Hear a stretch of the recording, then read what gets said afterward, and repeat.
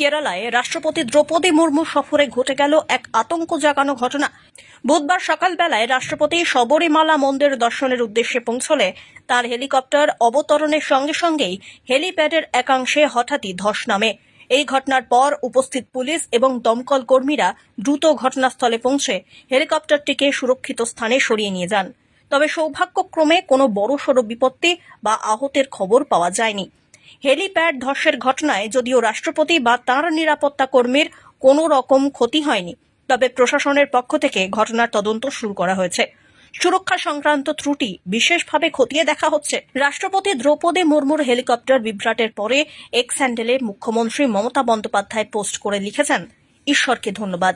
কেরল সফরে আজ সকালে বড় দুর্ঘটনা থেকে বেঁচেছেন আমাদের রাষ্ট্রপতি দ্রৌপদী মুর্মু। ওনার দীর্ঘায়ু কামনা করি। এইভাবেই এই দুর্ঘটনার হাত থেকে দেশের রাষ্ট্রপতিকে বাঁচিয়ে দেওয়ার জন্য ঈশ্বরকে ধন্যবাদ জানান মুখ্যমন্ত্রী। একই সঙ্গে রাষ্ট্রপতির দীর্ঘায়ু কামনা করেছেন মুখ্যমন্ত্রী মমতা বন্দ্যোপাধ্যায়। Bureau report.